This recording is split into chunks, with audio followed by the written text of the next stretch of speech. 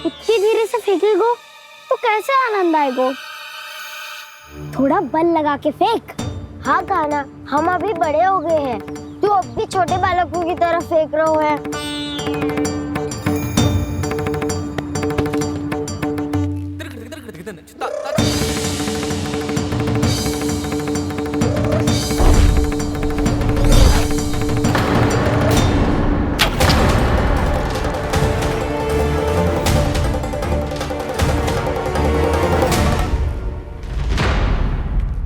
दीदी जी क्या करो कान्हा, गेंद तो डूब गई।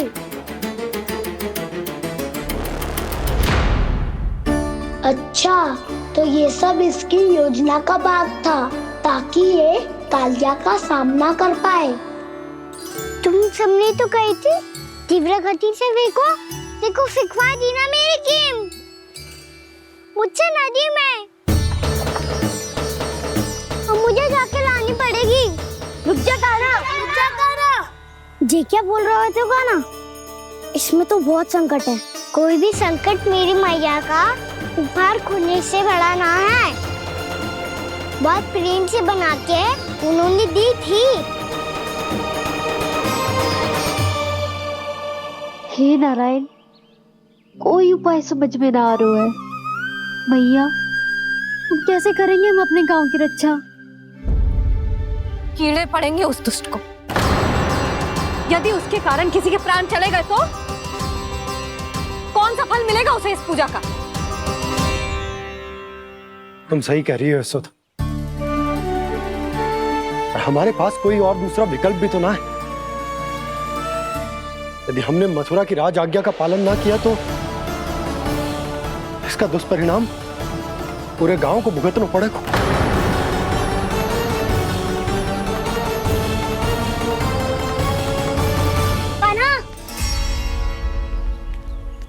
तुम्हें पता है कि तू भगवान है, दिव्य है, बहुत शक्ति है तुझमें। पर फिर भी हम तुझे विषैले जल में ना जाने दे सकते। कुछ होगा तो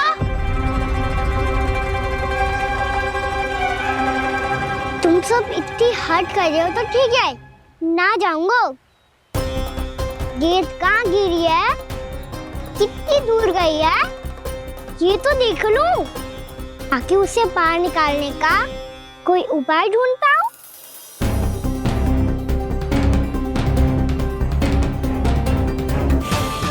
हाँ।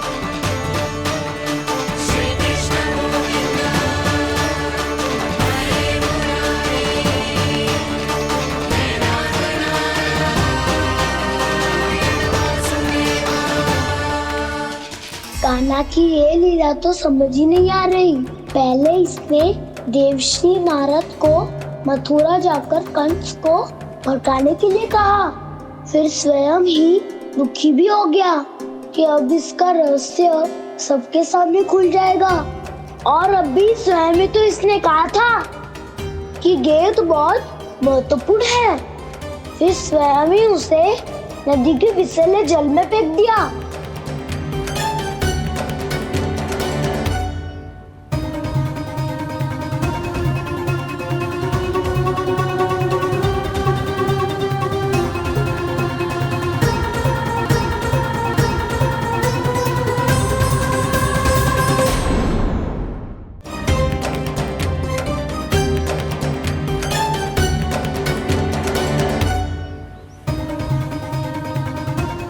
कान्हा, तू ऊपर क्यों चढ़ रहा है?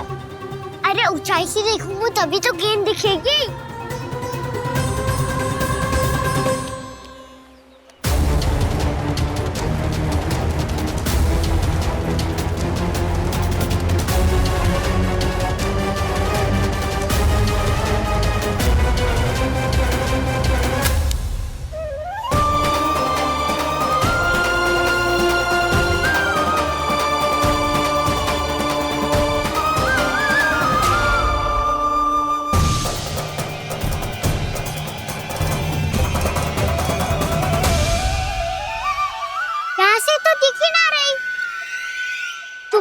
वहीं से फेंकी थी ना? ना वहाँ से फेंकी थी। कहाँ से? नहीं कहा ना, वहाँ से।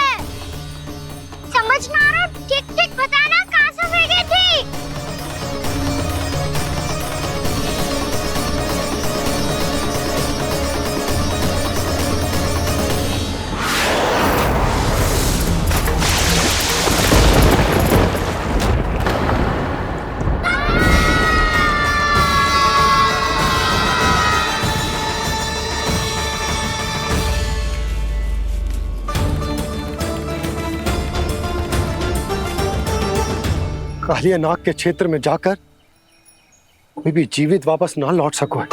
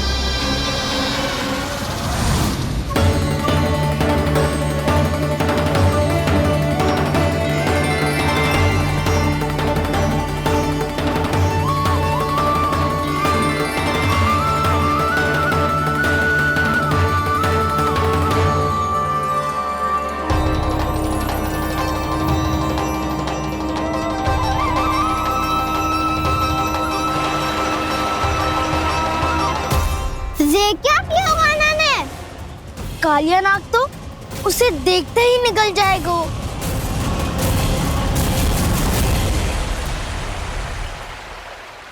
तो आरंभ से अब तक सब कुछ उसकी लीला का ही भाग था।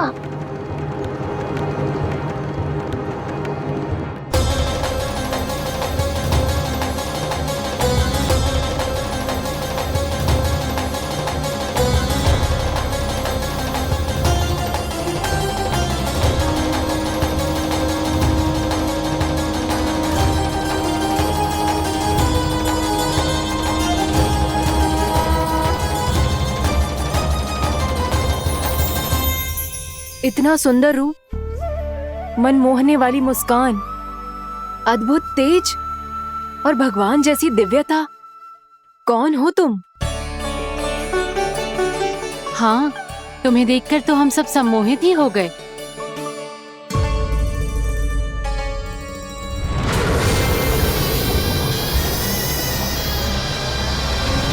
तुम जो भी हो बालक, वापस लौट जाओ। हमारा हृदय तुम्हें ही देखते रहना चाहता है, किंतु यदि हमारे पति जाग गए तो तुम्हें अवश्य हानि पहुंचाएंगे। ये बहुत विषैले है बालक, कालकोट जैसे भयानक। इनके विष से तुम नहीं बच सकोगे।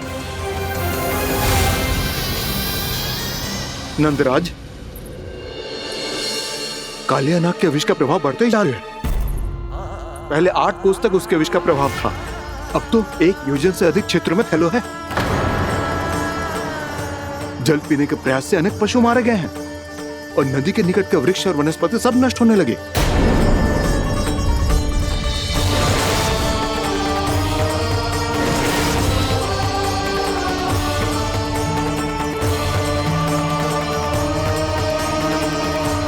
इनके विष की तीव्रता इतनी अधिक है बालक कि इनके संपर्क में आने वाले को तड़पने का भी अवसर नहीं मिलता।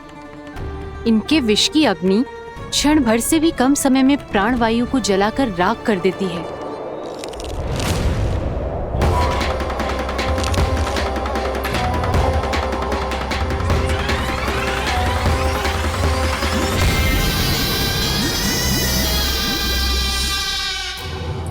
तब तो समस्या और भी गंभीर हो जाएगी।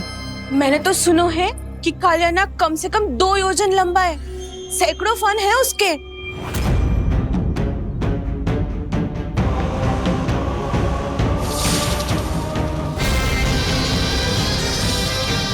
इसका अर्थ तो ये है कि हम दोनों ओर से फंस गए। एक और कंस को 1 कोटि कमल पुष्प देने जो कि कालिया नाग के क्षेत्र में पड़ते हैं, और दूसरी ओर उस कालिया नाग का विष यमुना जी के क्षेत्र में बढ़ता ही जा रहा। इसके कारण हम ही नहीं, निर्दोष पशु पक्षी भी संकट में। इन दोनों समस्याओं का एक ही समाधान है, उस कालिया नाग का सामना करना। और ये ना समझ आ रहा कि हम ये करेंगे कैसे, क्योंकि ये बात साधारण मनुष्य के बस की ना है। हमारे लिए ये असंभव है।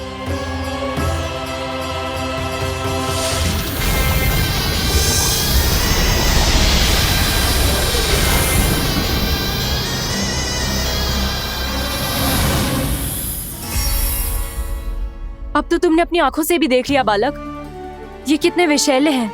नींद में भी विष उगलते हैं। इससे पहले कि तुम्हें कुछ हो जाए, चले जाओ यहाँ से, मान लो हमारी बात। आप सब मुझे जानती भी नहीं और फिर भी मेरी इतनी चिंता कर रही हैं आप। माँ की ममता भेदभाव नहीं जानती। तुम भी किसी के पुत्र हो और हम सब भी माँ हैं। एक माँ को हर बालक में अपनी ही संतान दिखाई देती है। इसलिए हम तुमसे विनती करते हैं, वापस चले जाओ, बचा लो अपने प्राण। मेरी चिंता मत कीजिए, मुझे कुछ नहीं होगा। होगा, अनर्थ होगा यदि ये उठ गए तो।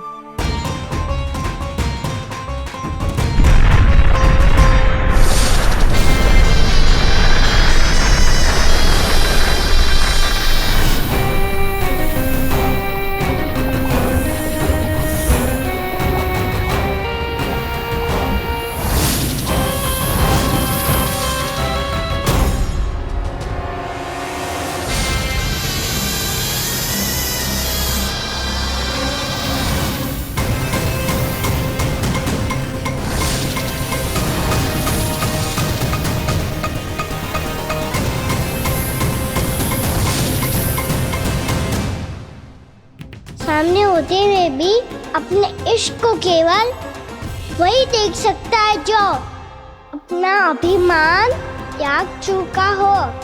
पर पूर्व जन्म में मेरा भक्त होने के नाते मेरा सत्य स्वरूप देख पाने में मुझे इसकी सहायता करनी चाहिए।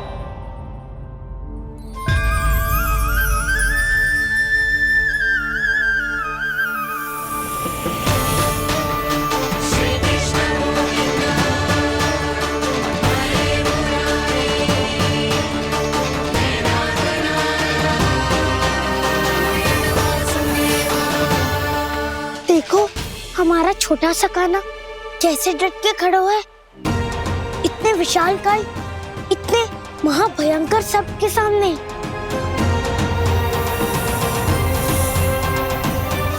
ये कोई भगवान नहीं है जो इसके सामने हाथ जोड़ रही हो तुम सब।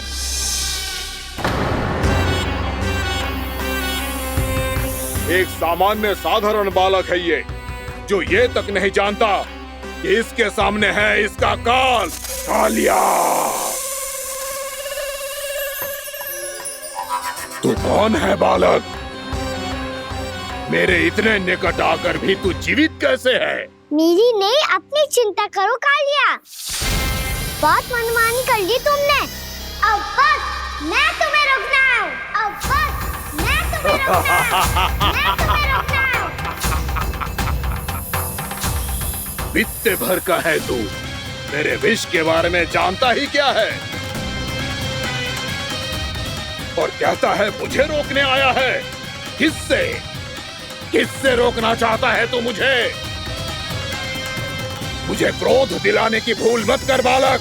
अपनी फुंकार से ही तेरी इस मुस्कुराहट को अंतिम मुस्कुराहट बना सकता हूं मैं। शीघ्र बता, कौन है तू और किसने भेजा है तुझे? तुम्हें आवाज भी है कि अपनी पुकारों से तुम कितना विष भूल चुके हो। पवित्र यमुना नदी को कितना दूषित कर दिया तुमने। और यही नहीं, तुम्हारे कारण निकट के जीव जंतुओं, वृक्ष, वनस्पतियों सबको हानि पहुंच रही है। तो क्या? मुझे उससे क्या? मुझे है आपत्ति है मुझे तुम्हारे इस व्यवहार से। और इसीलिए तुम्हें यहाँ से जाना होगा।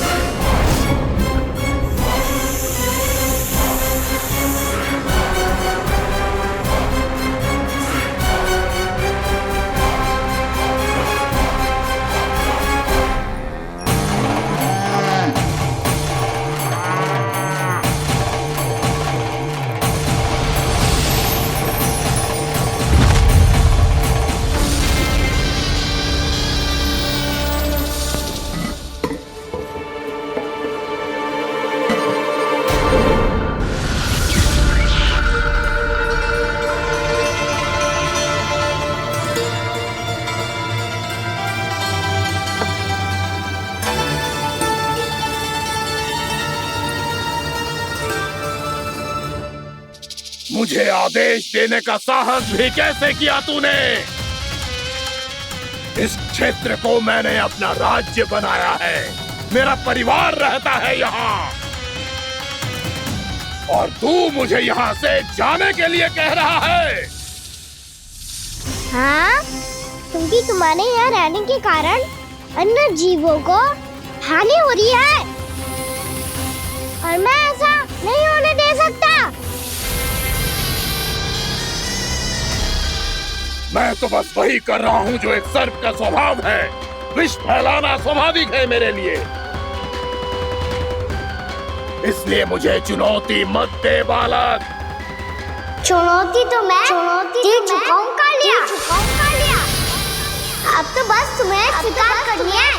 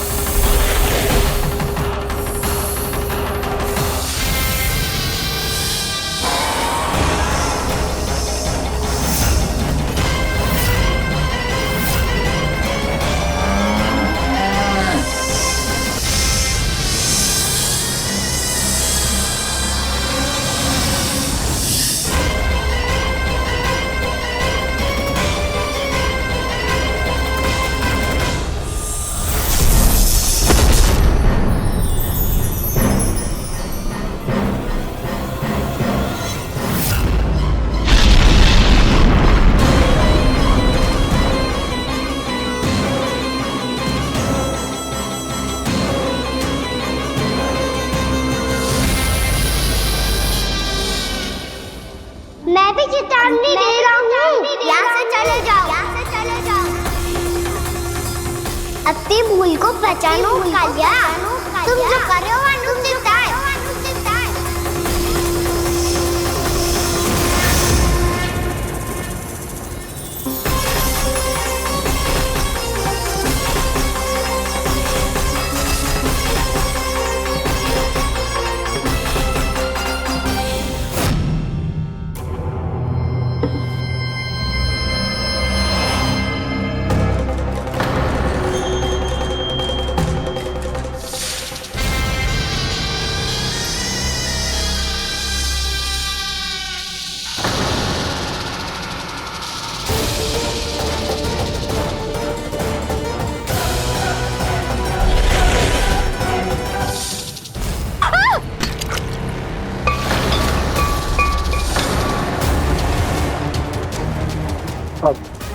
मैं आता हूँ। क्या हो गया सुधा? मुझे आवाज हो रहा है जी, कछु ना कछु गड़बड़ है। यशोदा, जो समस्या हमारे सामने है, हम सभी उसका समाधान खोजने में जुटे। तो तुम विश्वास करो, मैं कोई ना कोई समाधान अवश्य ढूंढ लूंगा। हम कैसे भी करके वो कमल के पुष्प उस कंस तक पहुंचा देंगे। नाना, समस्या उससे कहीं अधिक है, उससे कहीं अधिक बड़ी, उससे कहीं अधिक भयानक है।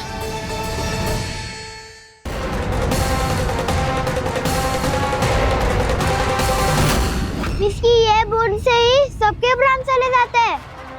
इसने तो विष की धारियां फेंकी है खाना पे। कान्हा कैसे बच्चे को अधिक विष से? इसका विष तो क्या, ये सर स्वयं भी छू तक नहीं पाएगा हमारे कान्हा को।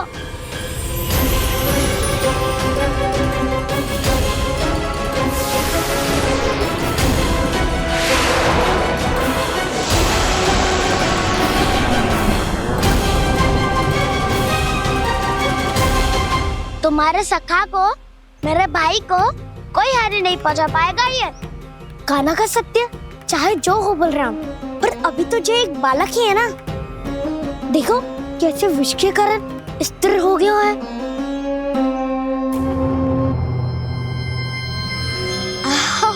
हाउ सर्फ ने कितनी आसानी से अपनी पूंछ से बांध लिया है।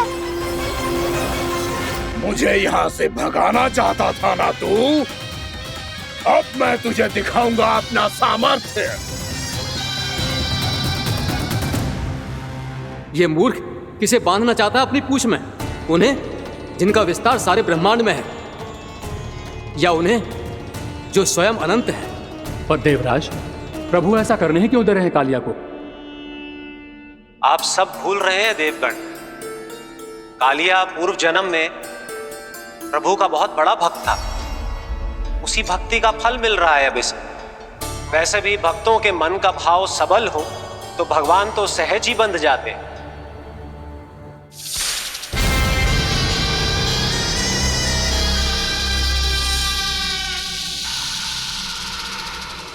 बलराम, तुमने ही तो कही थी कान्हा को कछु ना होगो। देखो उस दुष्ट ने चारों ओर से जकड़ लियो है।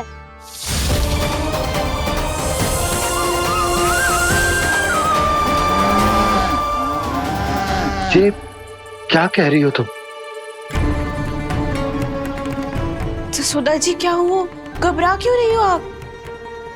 सुलक्षणा, मुझे आभास हो रहा है कुछ बहुत बड़ी अनहोनी हो गई है। नंदराज, नंदराज, नंदराज!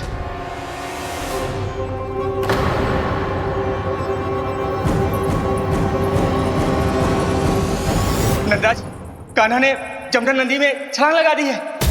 कान्हा ने जमदग्नि नदी में छलांग लगा दी है। कान्हा ने जमदग्नि नदी में छलांग लगा दी है। कान्हा जमुना में कूद गया है। मुझे लगा था आज कछु गड़बड़ होने वाली है। मुझे आज कान्हा को ना जाने देना चाहिए था।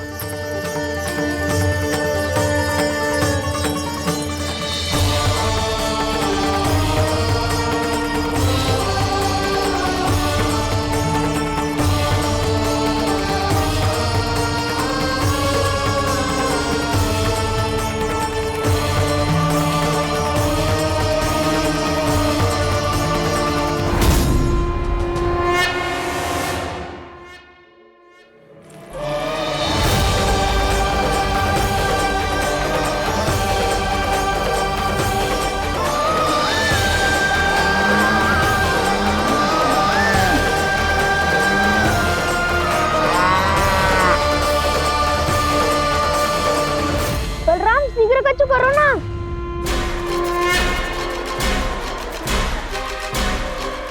कछु भी करो पर कान्हा को बचाओ। नाग बहुत भयंकर है। कान्हा अकेले ना संभाल पाएगा इसे।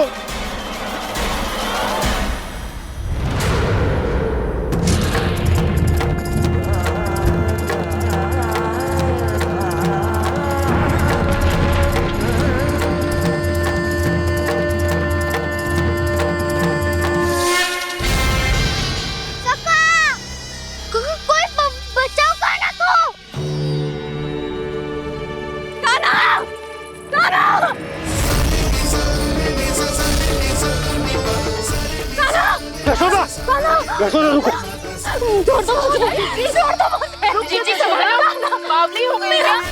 जीजी संभालो। कान्हा, कान्हा।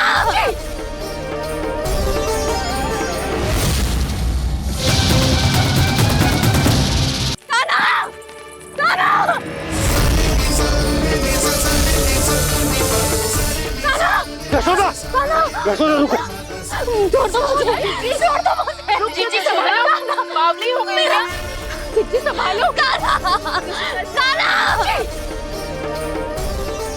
देखो अब कैसे तुम्हारे अस्थियों को तोड़कर छोटे छोटे टुकड़ों में बदल दूंगा मैं।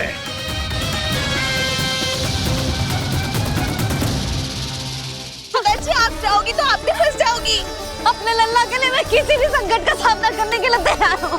छोड़ो ना यशोदा, हमें कोई और उपाय खोजना पड़ेगा। कोई और उपाय? आप देख ना रही मेरा कान्हा किस दशा में है। कान्हा मैया के वश में नहीं है, नहीं तो ये अपने लल्ला के लिए साक्षात काल का भी सामना कर ले। ये तो केवल कालिया नाग है। हे नागराज, आप मेरे प्राण ले लो पर कान्हा को छोड़ दो। ना नागराज, आप मेरे प्राण ले लो, मैं विरोध भी ना करूंगी। ना नागराज, आप मुझे मार दो पर मेरे कान्हा को छोड़ दो। ना ना ना ना नागराज, मेरे प्राण ले लो। हमारे कान्हा से क्या शत्रुता प्रभु के लिए जो प्रेम यशोदा मैया के हृदय में है वही इन सभी गोपियों के हृदय में भी है।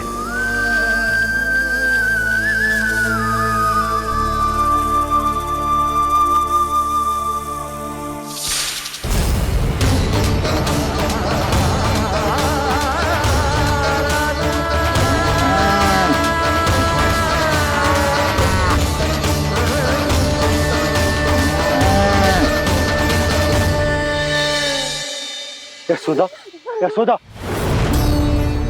देखो इन गोपियों को, इन गैयाओं को, इन सब के मन में भी तुम्हारी भांति ही ममता भरी हुई। वो सब भी कान्हा से उतना ही प्रेम और स्नेह करती है, उतनी ही ममता से भरी हुई है जितनी कि तुम। तो तुम ही सोचो, जिसके साथ इतनी ममता और इतना स्नेह, इतना प्रेम, उसका कोई क्या कर सकता है? उस काले नाग का विष इस सब आशीर्वादों के सामने कछु न है। कछु करो जी। उसे बोलो वो मेरे प्राण दे दे, मेरे कान्हा को छोड़ दे। यशोदा,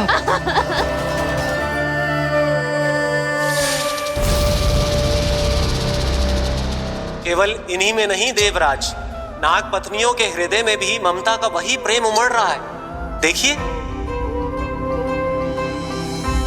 मैं आपके हाथ जोड़ती हूँ स्वामी, इस बालक को छोड़ दीजिए। ये अवश्य ही कोई दिव्य आत्मा है स्वामी।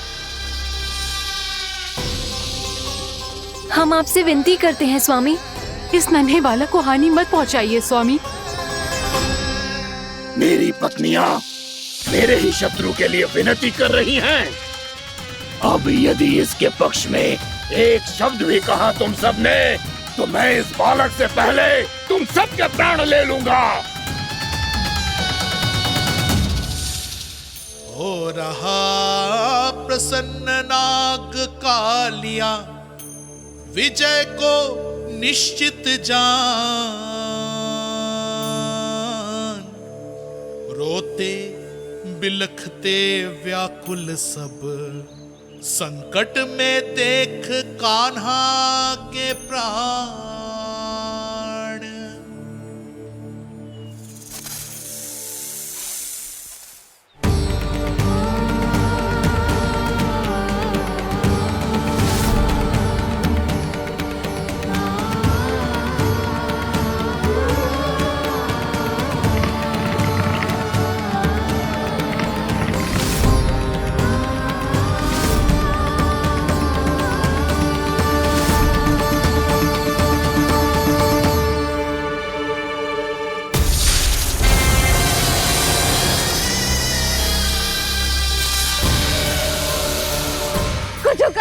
मेरे लल्ला को बचा लो, कोई तो कुछ करो। जीजी, संभालो जीजी ना।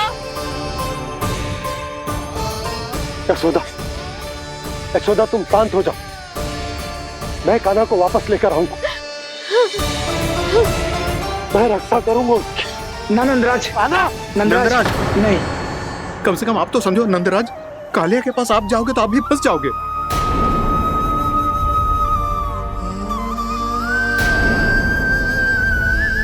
बलराम, तेरा भाई इतनी भीषण संकट में है और तुझे जरा भी दुख ना हो रहा? क्या आप सब अब तक नहीं समझ पाए कि कान्हा सच में कौन है? छोटे बाबा, आप तो उसका सत्य जानते हैं ना?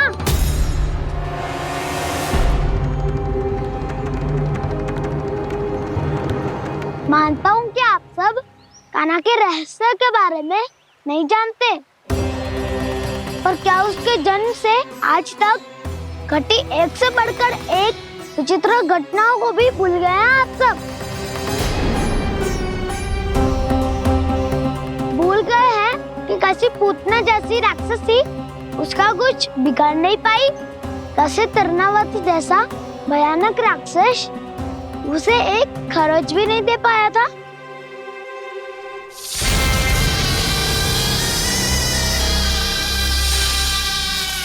आप सबने अपनी आंखों से देखा था ना, बकासुर से कान्हा की रक्षा करने देवता स्वयं आए थे, पर सत्य तो ये है कि वो सभी देवता भी उस असुर के सामने असमर्थ हो गए थे।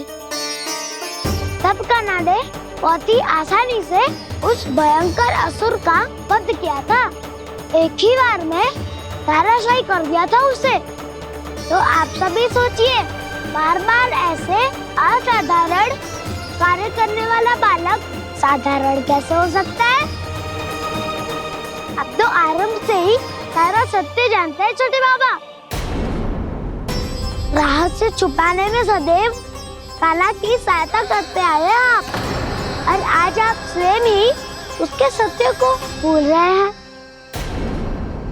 और तुम सब भी तो जानते हो कान्हा की शक्तियों के बारे में।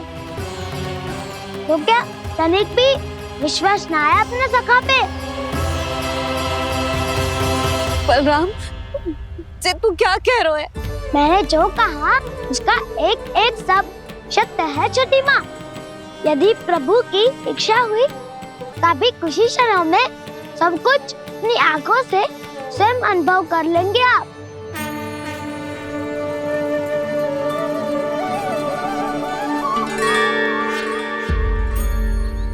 शांताकारं भुजगशयनं पद्मनाभं सुरेशं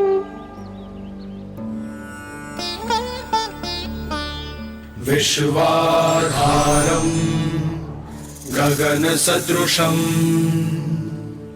मेघवर्णं शुभांगं लक्ष्मीकान्तं कमलनयनं योगी वीरध्यानगम्यम्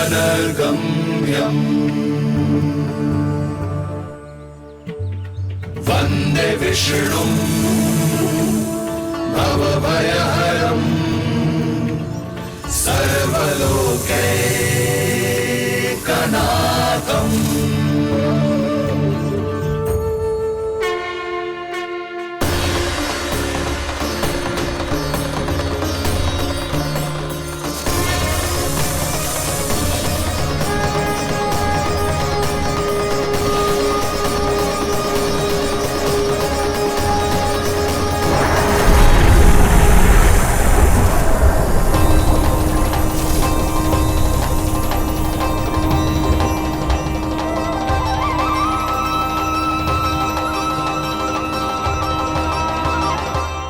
तुझे क्या लगता है बालक कि तू मेरी जगत से निकल गया तो अब बच जाएगा तू?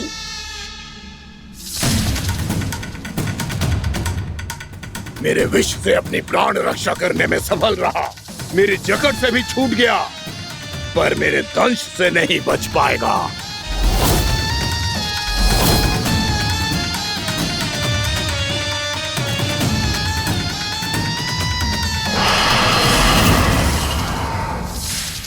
अब भय से भाग रहा है, पर मैं तुझे मृत्यु देकर रहूंगा।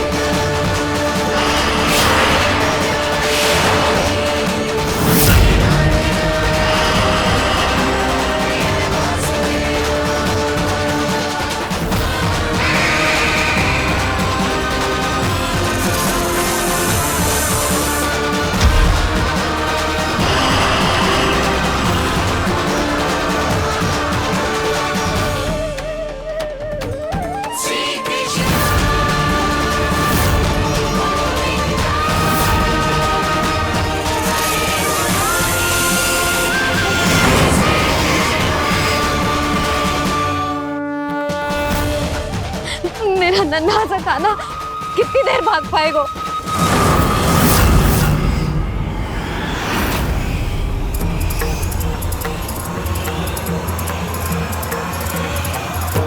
और कितनी प्रतीक्षा करोगे मेरी भक्त कालिया? भक्त नहीं, काल हूँ मैं तेरा। जब अहंकार का मुकुट बुद्धि को ढक लेता है तो भक्त अपने भगवान को भी नहीं पहचान पाता। व्यर्थ की पहेली में मत उलझा बालक। ना मैं भक्त हूँ और ना तू भगवान।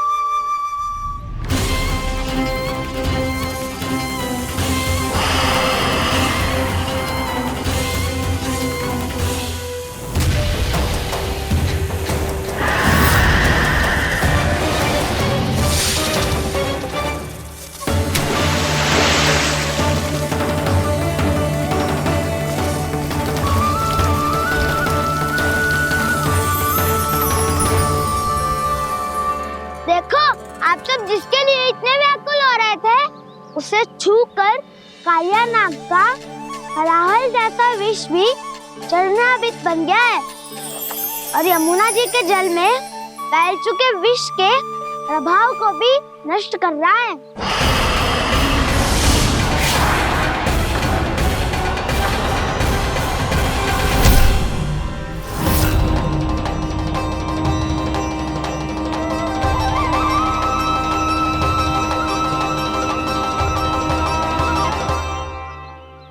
धर्म रक्षक अधर्म विनाशक प्रभु श्री कृष्ण का कौशल सचमुच अद्वितीय है। नारायण नारायण।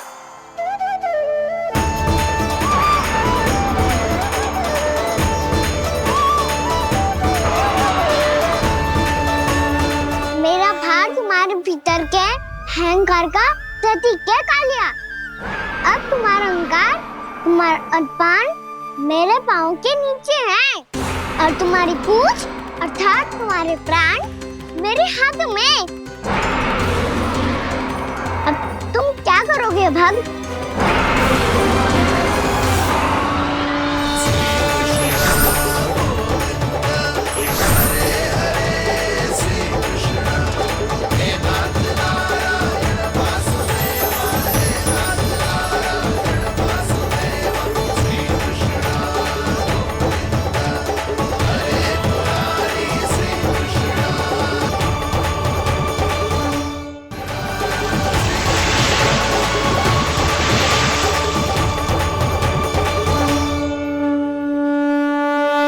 प्रभु, भले ये आपको पहचानने में असमर्थ हो, पर हम सब ने आपको पहचान लिया है। हाँ प्रभु, एक भक्त होने के नाते और एक अर्धांगिनी और माँ होने के नाते मैं आपसे इनके प्राणों की भिक्षा मांगती हूँ। अपनी कृपा दिखाइए और इन्हें क्षमा कर दीजिए। आपके लिए मित्र और शत्रु में कोई अंतर नहीं प्रभु। उसी तरह आपकी कृपा और दंड में भी कोई अंतर नहीं। दोनों दया ही तो हैं, अकारण ही किसी को प्राप्त नहीं होती। हमें विश्वास है कि हमारे पति को मिला ये दंड कोई अभिशाप नहीं है, आपका वरदान है। ये सत्य है प्रभु कि इनसे बहुत से पाप हुए हैं। इनके विष से बहुत सारे जीव जंतु को हानि पहुंची है, पर अब आपके चरण इनके शीश पर पड़ गए हैं। ऐसी कृपा तो बड़े बड़े महान महात्माओं को भी दुर्लभ है, और इन्हें प्राप्त हुआ तो अवश्य ही ये किसी महान पुण्य का ही फल है। हे प्रभु, उन्हीं पुण्य कर्मों की शक्ति का आह्वान कर मैं आपसे विनती करती हूँ, इन्हें प्राण दान दीजिए। मैं अपने इस भक्त को क्षमा अवश्य करूंगा देवियों, यदि ये अपने अहंकार को त्याग कर मुझे पहचान ले तो।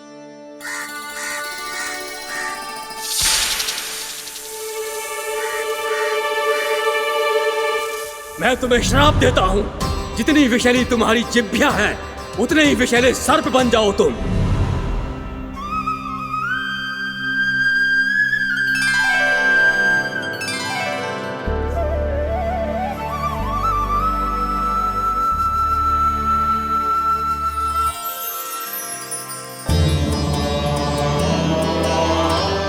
नारायण, मुझे क्षमा कीजिए नारायण। मैं तो आपका परम भक्त था, किंतु मैं आपको पहचान नहीं सका। इसका दंड तो मुझे मिलना ही था, किंतु मैं अब प्रायश्चित करना चाहता हूं। इसके लिए यदि आप मेरे प्राण भी ले लेंगे तो भी मुझे कोई दुख नहीं होगा। मैं अपना जीवन, मृत्यु और अपना अस्तित्व सब कुछ आपको समर्पित करता हूं। तुम्हें तुम्हारी क्रोध के कारण श्राप मिला, जिसे विशाल सर्प के रूप में तुम्हारा जन्म हुआ, और सर्प का तो स्वभाव है विष फैलाना। इसीलिए तुम्हें दंड नहीं दूंगा मैं, सिर्फ सभी अपराधों का पश्चाताप कर लिया, इसीलिए मैं तुम्हें क्षमा करता हूँ कालिया।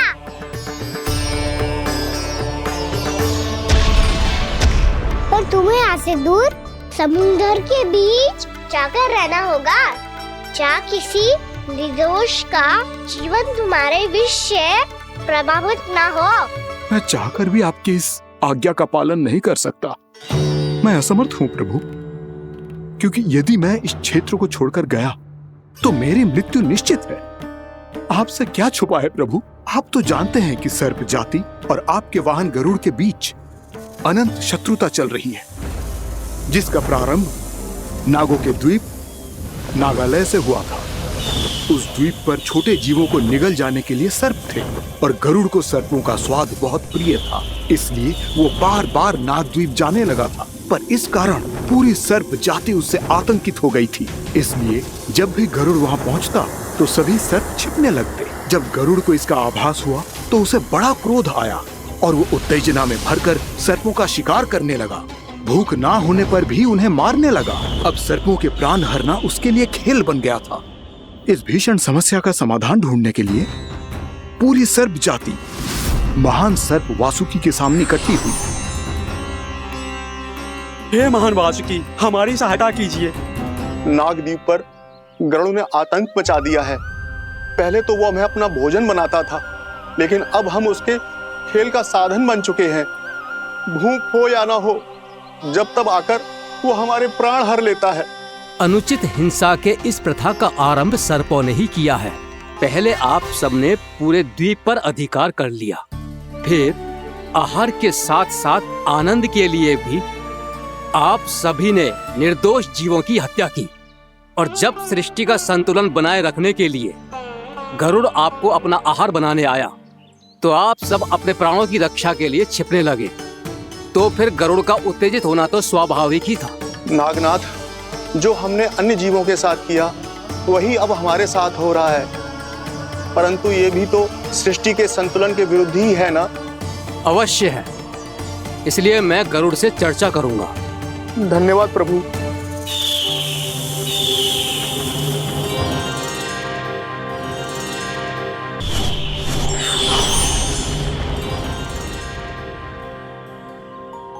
श्री नारायण के वाहन पक्षीराज गरुड़, मैं संपूर्ण सर्प जाति की ओर से आपसे एक निवेदन करने आया हूँ। कहिए, क्या कहना चाहते हैं आप? हे पक्षीराज, यदि आप हम पर ऐसे ही आक्रमण करते रहे तो शीघ्र ही हमारी प्रजाति समाप्त हो जाएगी। इसीलिए हमारी आपसे विनती है, यदि आप उचित समझें तो सर्पों के किसी एक घर से हम आपको एक सर्प प्रतिदिन अर्पित करेंगे। आप उसको आहार बनाइए और अन्य सर्पों को जीवित रहने का अधिकार दीजिए। मुझे स्वीकार है। तब से प्रतिदिन किसी एक घर से एक सर्प गरुड़ के भोजन के लिए भेजा जाने लगा। समय के साथ मेरे घर की भी बारी आई, परंतु मैंने एक बहुत बड़ी भूल कर दी। समय आ गया है स्वामी, आज गरुड़ के आहार के लिए इसे चुना गया है। कौन है यह गरुड़ और क्यों दूं मैं इसे कोई भेंट? स्वामी, सभी सर्प राज्यों और गरुड़ के बीच में यही समझौता हुआ है, हमें इसका सम्मान करना ही होगा। मैंने कोई समझौता नहीं किया, मैंने कोई वचन नहीं दिया और ना ही मैं किसी गरुड़ से भयभीत होता हूँ। यदि इस राज्य में किसी को सर्पों को अपना आहार बनाने का अधिकार है तो वो केवल मुझे है। अब से गरुड़ को दी जाने वाली हर भेंट मुझे दी जाएगी, महाविषधारी महान नागराज कालिया को। यह और कुछ नहीं, मेरा अभिमान था प्रभु, और यह मेरे इस जन्म की सबसे बड़ी भूल थी, क्योंकि फिर जब गरुड़ को इस बारे में पता चला तो। कालिया, अभिमान में आकर तूने अपने काल को ललकारा है। जिस कालिया के नाम में ही काल छिपा है, तू उसे ललकारने का दुस्साहस कर रहा है गरुड़। स्वयं को भगवान विष्णु का वाहन कहता है तो वाहन का ही कर्म कर। स्मरण रख, इस धरती के सर्वश्रेष्ठ योद्धाओं के लिए भी मैं मृत्यु का दूत हूँ। विनाश काले विपरीत बुद्धि। तुझ जैसे मूर्ख सदा इस युक्ति को सार्थक करते आए हैं। अपने विनाश को आमंत्रण किया है तो अब भोग।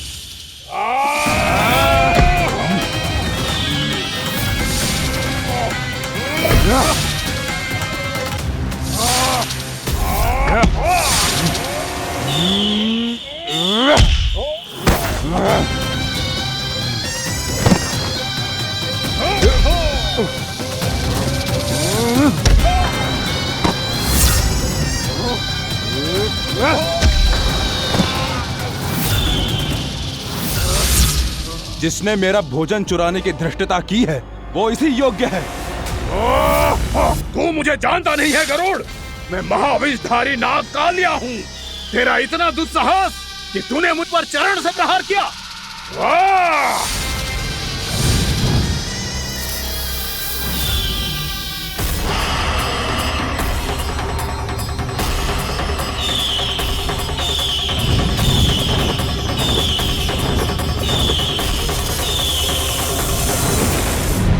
मैं अपने अभिमान में भूल गया था कि गरुड़ मुझसे कहीं अधिक शक्तिशाली है।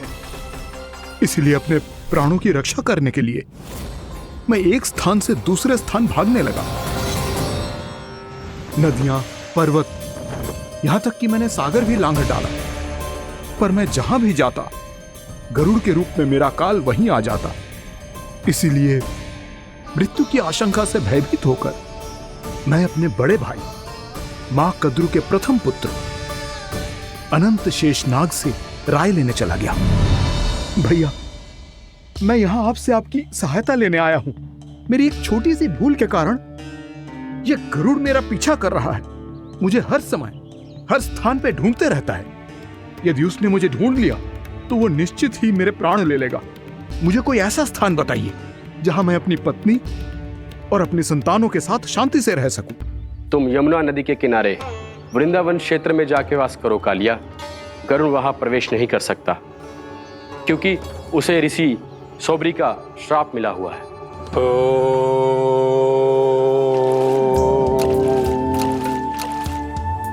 ध्यान और तपस्या का नित्य कर्म करते हुए ऋषि के मन में मछलियों के प्रति प्रेम भाव इतना बढ़ गया कि वो भूल गए सभी जीव खाद्य श्रृंखला का भाग होते हैं और मछलियां भी इस नियम की अपवाद नहीं है।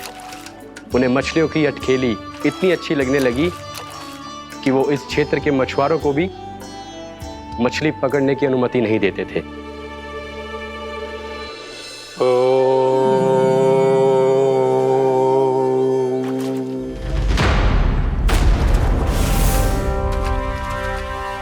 उस दिन वो उस पक्षी को नहीं रोक पाए, पर तब से सावधान रहने लगे। यहां तक कि अपने साधना से भी अधिक ध्यान वो पक्षियों पर केंद्रित करने लगे। ठहरो! इसी क्षण अपनी चोंच में पकड़ी इस मछली को छोड़ दो। तुम्हें इन मछलियों का आहार नहीं करना चाहिए पक्षीराज। ये तो खाद्य श्रृंखला का नियम है ऋषिवर। यदि मैं इनका आहार नहीं करूंगा तो कोई और पक्षी कर लेगा। मैं अपने आनंद या प्रतिशोध के लिए इनके प्राण नहीं ले रहा। ये तो बस मेरा भोजन है। पर यह मेरा तपस्या स्थल है।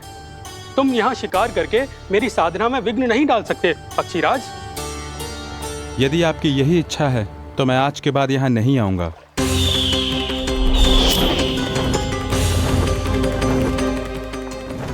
पर आज ये मछली मेरे आहार के रूप में पकड़ी जा चुकी है। मैं वचन देता हूँ ऋषिवर, इस स्थान पर यह मेरा अंतिम शिकार होगा।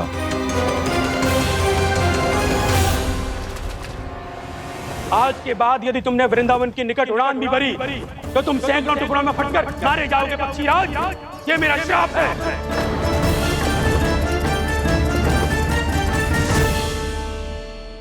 और इसीलिए भैया शेषनाग के सुझाव के अनुसार मैं यहां आ गया। पर अब यदि मैं कहीं और जाऊंगा तो मेरे प्राण नहीं बचेंगे प्रभु। निश्चिंत रहो कालिया, अब से गरुड़ तुम्हें कोई हानि नहीं पहुंचाएगा। अब तुम्हारे फनों पर मेरी पक्षिंग बन गए कालिया, इसीलिए अब से तुम्हें गरुड़ से कोई भय नहीं होगा। निश्चिंत होकर अपने परिवार के साथ गहरे समुद्र में चले जाओ और सुख से शांति से निवास करो। पर ध्यान रहे निर्दोष जीवों को हानि ना पहुंचे। आपने मुझे जीवन दान दे दिया प्रभु, इस उपकार से मैं कृतज्ञ हूँ प्रभु। आदेश दीजिए, मैं आपकी सेवा कैसे करूं? तुम्हारे जल क्षेत्र से 1 कोटि कमल पुष्पों को लेने की अनुमति दे दो कालिया। यह मेरी सेवा होगी। प्रभु, ये तो मेरा सौभाग्य होगा।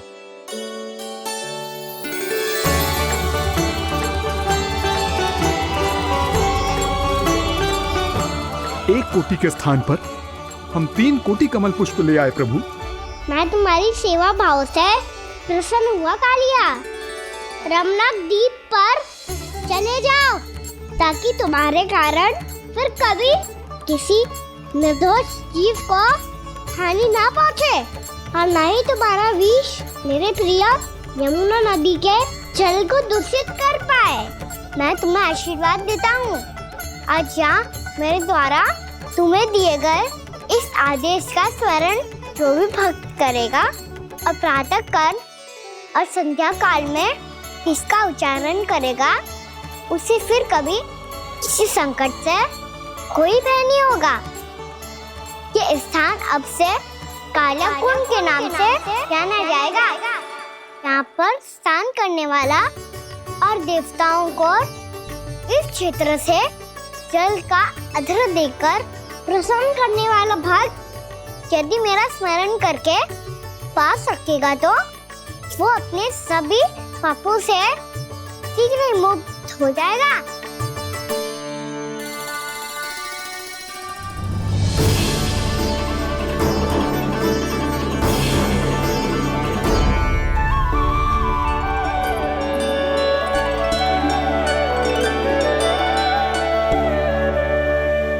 कौन है जी भगवान जिसने अभी अभी कालिया जैसे विशाल विस्तर का सामना किया?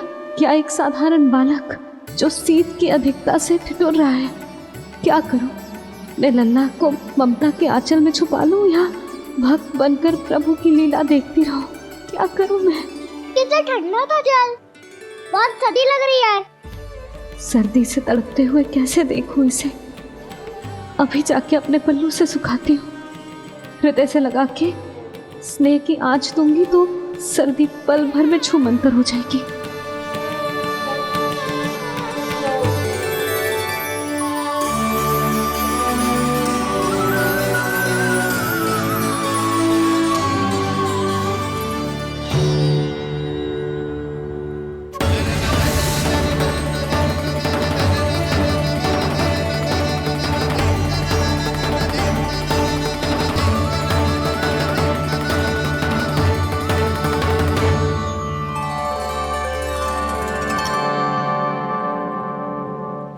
मेरी आवश्यकता ना है इसे, ये तो सच्ची में भगवान ही है, जिसकी ठंड दूर करने के लिए स्वयं द्वादश आदित्य प्रकट हो गए हैं।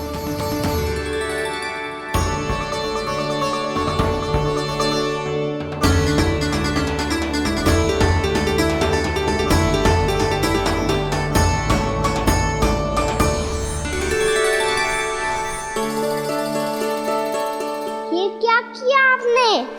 मैया मुझे अपने हृदय से लगाने वाली थी कि आप सब प्रकट हो गए।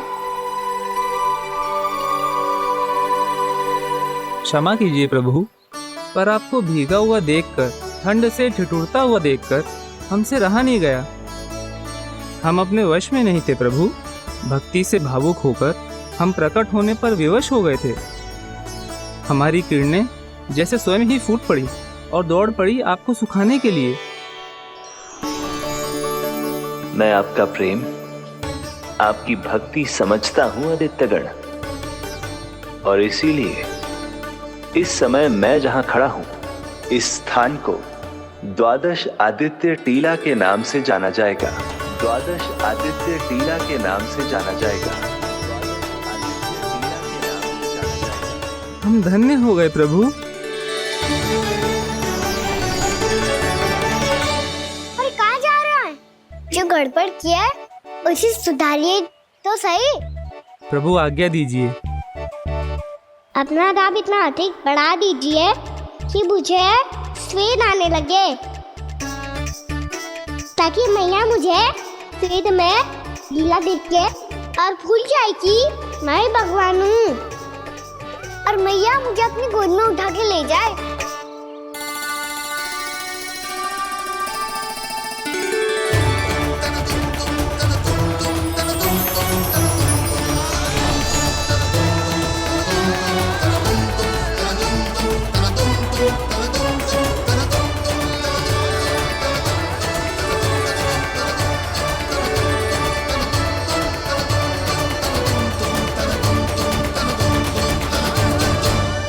गर्मी क्यों लग रही है यहाँ? स्वेद की एक बूंद भी आती थी तो मैं अपना आंचल लेकर पहुंच जाती थी इसके पास। जानती ही नहीं थी कि ये तो स्वयं वायुदेव को आदेश दे सकते हैं कि वो बहने लगे और उसका सारा स्वेद सुखा दे। वायुदेव की आवश्यकता नहीं है मैया, मुझे आप ही चाहिए। लगता है जिस बात का भय था वही सत्य होने लगी है। भैया मेरे भगवान रूप को भूल नहीं पाएगी, और अब मेरे लिए उनके सत्य छुपा कर रख पाना कठिन हो जाएगा। कृष्णा कृष्णा हरे कृष्णा कृष्णा कृष्णा मुरली मनोहर कृष्णा गोपाला गोविंदा हे दामोदरा।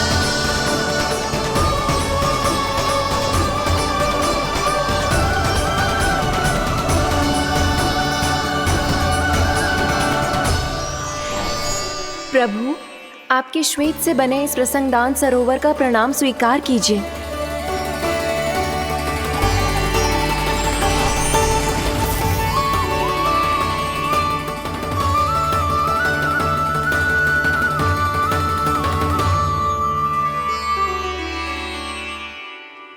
ओहो, इस चमत्कार को देखकर भैया को और भी अधिक विश्वास हो जाएगा कि मैं भगवान ही हूँ। अब कैसे मनाऊं मैया को कि मैं इनका लाई हूँ?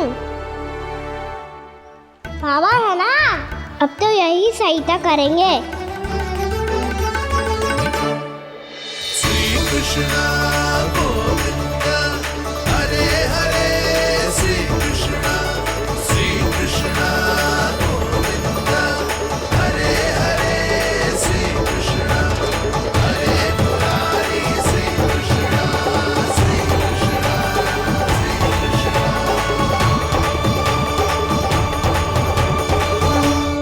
बाबा एक कोटि ना, मैंने तो 3 कोटि कमल पुष्पों का प्रबंध कर दिया है और चिंता करने की आवश्यकता ना है। 1 कोटि कमल के स्थान पर 3 कोटि कमल पुष्प मिल गए हैं। हाँ कान्हा, मैं उचित संदेश के साथ ये सारे पुष्प उस कंस के पास भिजवा दो। महाप्रक्रमी कान्हा की जय। वृंदावन रक्षक कान्हा की जय। महाप्रक्रमी कान्हा की जय। भानु जी नंदराज। बाकी गांव वालों को लेकर ये सारे पुष्प इकट्ठा करो और कंस के दरबार में पहुंचाओ। जी।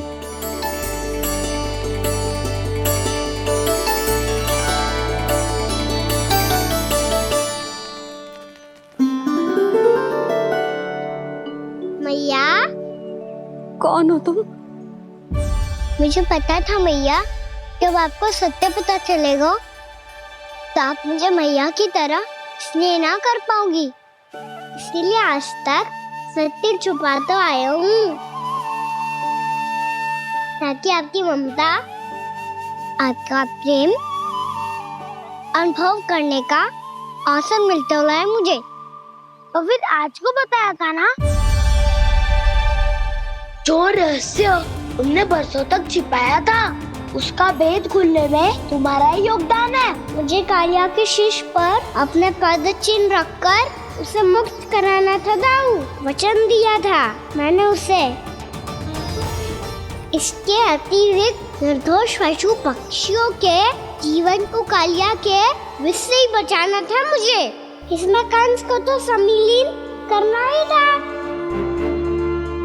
ताकि जब मैं कालिया का सामना कर रहा हूँ तो वो किसी और असुर को समस्या बनाकर वृंदावन ना भेज दे। पर इस सबसे बड़ा एक कारण और था दाऊ, मैं चाहता था कि मैया को सत्य पता चल जाए। पर क्यों कहा ना? क्योंकि मुझे लगने लगा था कि मैया से ये रहस्य छुपाकर इनके साथ धोखा कर रहा हूँ। अपराध बोध से दबा जा रहा था मैं।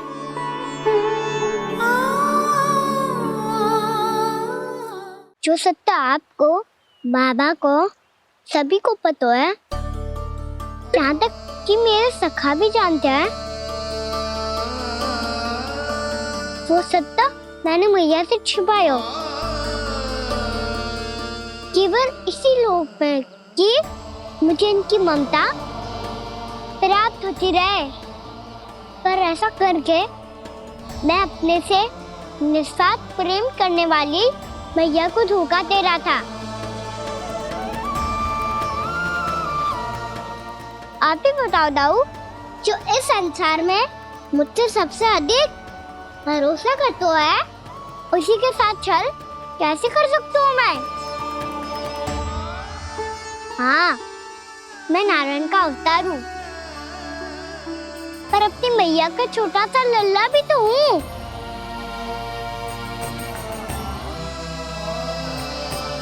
इसीलिए तो यमुना जी में छलांग लगाने का एक कारण इस गेंद को लेने जाना भी था। ने स्नेह से बनाई थी मैया ने गेंद, इसे अपने से दूर कैसे होने देता मैं? आपको आभास भी ना है मैया कि आप मेरे लिए कितने महत्वपूर्ण हो। ये सत्य है कि सभी देवता, प्रकृति, भक्त, ये सब है मेरा ध्यान रखने के लिए, मेरी सेवा करने के लिए। पर क्या इनमें से कोई भी मेरी मैया का स्थान ले सकता है? और आप भी तो यही चाहती थी कि मैं आपका लल्ला बन के आऊं, कि मैं आपका लल्ला बन के आऊं, कि मैं आपका लल्ला बन के आऊं। आज जैसे आपने मुझे अपनी गोद में लिटा रखा है, क्या कुछ ऐसा नहीं हो सकता कि शीघ्र ही मुझे आपको अपनी गोद में खिलाने का अवसर मिल जाए? मैया, नारायण का अवतार होना क्या इतनी बड़ी समस्या है कि आप हृदय से भी ना लगा सकते? मैया,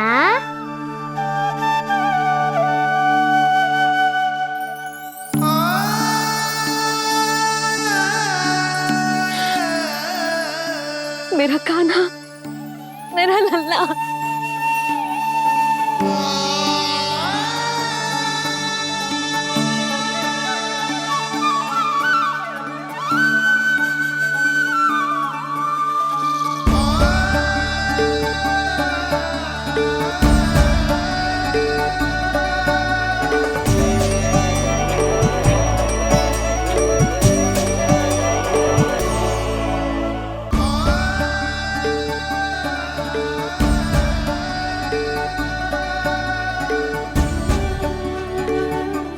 सत्य है कि ये जानने के बाद कि तू श्री नारायण का अवतार है,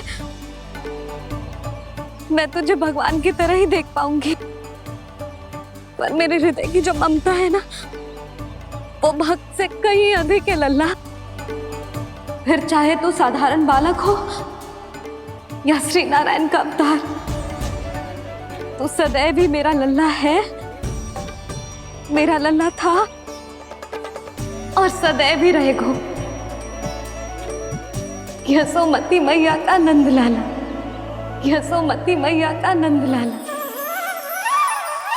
यशोमती मैया के नंद लाला,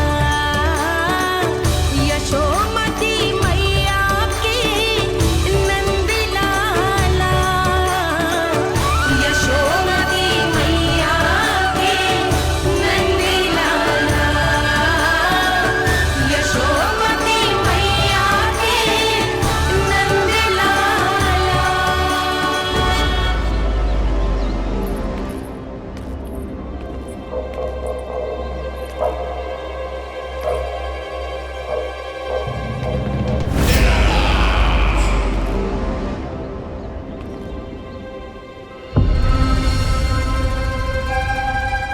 क्या है ये साला? वृंदावन से पत्र आया है महाराज। विनती की गई है कि इसे आपके सामने पढ़ा जाए। पढ़ो। शीघ्र करो। महाराज कंस, पूजा के लिए आपको 1 कोटि कमल पुष्पों की आवश्यकता थी। वृंदावन वासियों की ओर से मैं आपको 3 कोटि पुष्पों की भेंट भेज रहे हूँ। कृपया अतिरिक्त पुष्पों को अपनी गोप प्रजा की विनम्र श्रद्धांजलि समझकर स्वीकार करो महाराज। आपको ये जानकर प्रसन्नता होगी कि जैसे ही मेरा पुत्र कृष्ण कालिया नाग के सामने पहुंचो, वो महाभयंकर नाग भी आपके भय से कांप उठा और स्वयं ही ये सभी पुष्प हमारे द्वार पे पहुंचा गो। यदि आपको अब भी आवश्यकता हो तो और भी पुष्पों का प्रबंध किया जा सकता है। आपका विनीत गोपराज नंद। हमारा संघर्ष अभी समाप्त नहीं हुआ है विष्णु अवतार। यशोमती मैया का नंदलाला। पत्र में लिखा है महाराज, उसे इसी नाम से बुलाया जाना प्रिय है।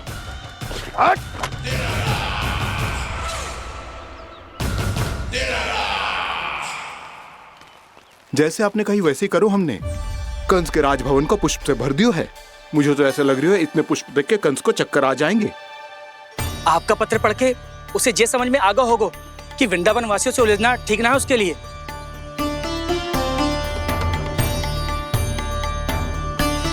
वैसे ही हमारे श्री कृष्ण हमारी रक्षा करने के लिए है ना।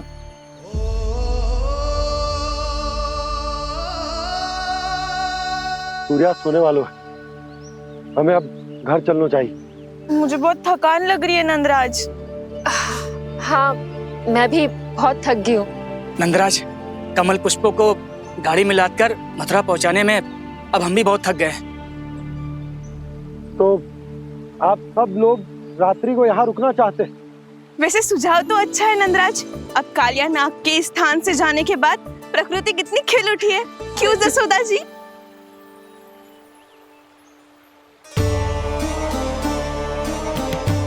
सब सामान्य है, ये जान के भी कि कान्हा भगवान नारायण का अवतार है, किसी को कोई अंतर ही ना पड़ रहा है। तो फिर मेरा मन क्यों अटको है अभी तक? क्यों बार बार मैं इस दुविधा में पड़ जाती हूँ कि कान्हा को एक भक्त के जैसे देखूं या मैया के जैसे? ऐसा इसीलिए है मैया, क्योंकि ना तो आपकी भक्ति में कोई कमी है और ना ही ममता में। तो फिर ठीक है, आज हम यहीं रात बिताएंगे। सब लोग विश्राम करिए। जय हुन्नाबाद। रात वन में भयभीत क्यों हो रहे हो बसंता? श्री नारायण का अवतार कान्हा है ना हमारे साथ।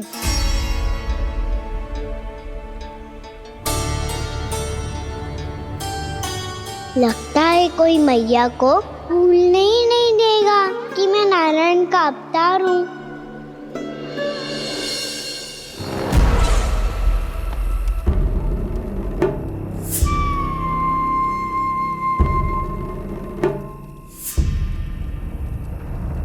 तुम्हें पूर्ण विश्वास है ना गुप्तचर?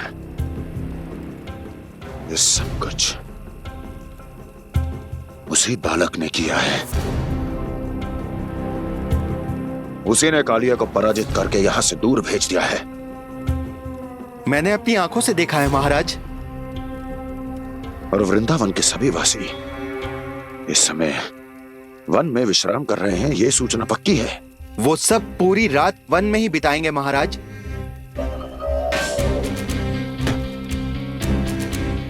मेरी रातों की नींद छीनकर वो वन में आनंद कर रहे हैं।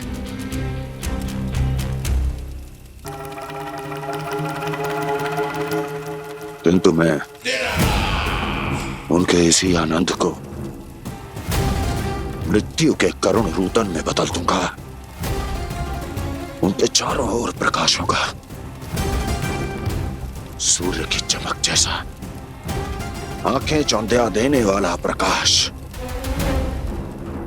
किंतु फिर भी ये रात उनके लिए सबसे अधिक काली होगी, क्योंकि मैं इस पूर्णिमा की रात को अमावस्या की रात बना दूंगा, कभी न समाप्त होने वाली अमावस्या।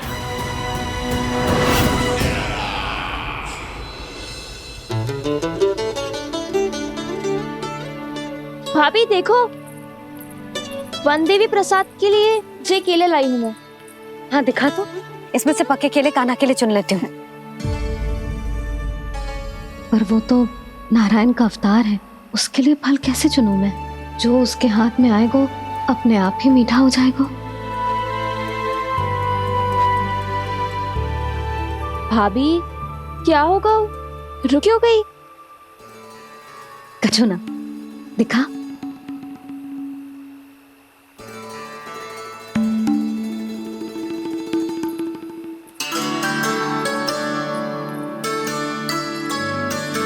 कान्हा, तुझे भूख लगी आई होगी ना? भैया आप खिलाओ ना। अच्छा।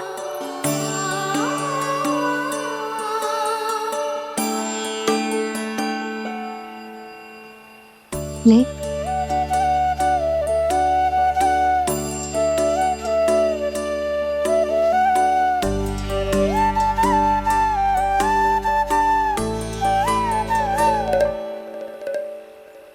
भैया के व्यवहार में बदलाव आ रहा है।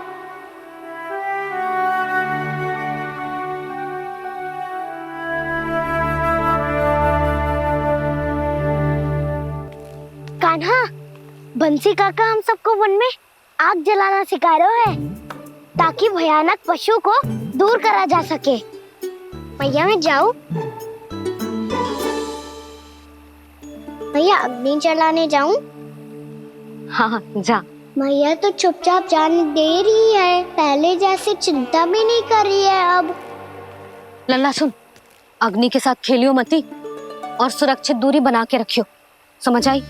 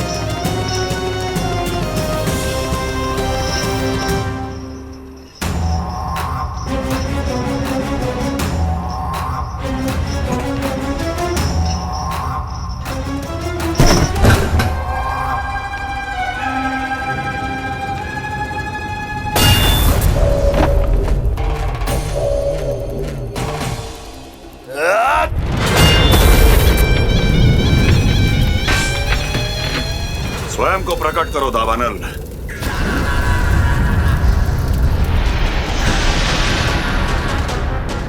प्रणाम महाराज। महाराज कंस, इस कारागार से मुक्त करवाने के लिए आपका बहुत बहुत धन्यवाद। बताइए, इस उपकार का ऋण कैसे चुकाऊं? बस वही करो दावानल जो तुम्हें सबसे अधिक प्रिय है। अपने नाम को स्वयं सार्थक करो। जला दो, पूरे वृंदावन को जला दो। कीट, पशु, पक्षी, वनस्पतियां, वृक्ष, यहां तक के मानव भी, कोई भी जीवित प्राणी जीवित नहीं बचना चाहिए। जला दो सबको, सबको। आपकी आज्ञा ही मेरी इच्छा है और आपकी इच्छा ही मेरी आज्ञा। तुम सबने देखो अजय, अधिक कठिन ना है ये। 2 पत्थर हाथ में पकड़ ले, ऐसे रगड़ लो है, चिंगारी निकलेगी, घास फूस अग्नि पकड़ेगी और भक्क से जल जाएगा। लो करो, लो सुबल।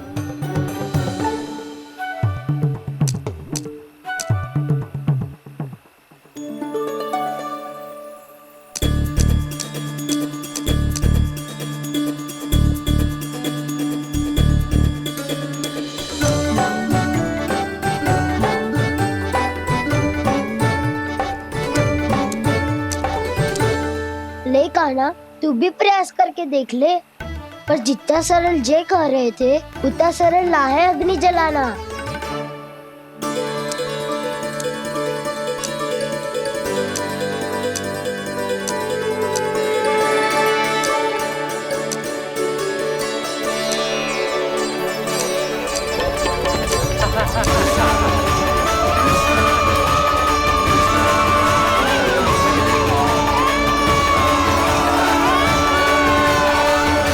ये तो श्री नारायण का अवतार है। संसार की सारी अग्नि इसके नियंत्रण में है, तो फिर एक चिंगारी उत्पन्न करना कौन सी बड़ी बात है।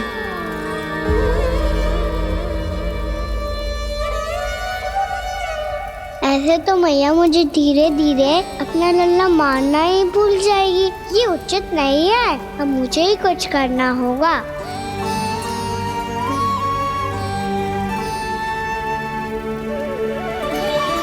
कान्हा, ऐसे मत करो, लग जाएगी।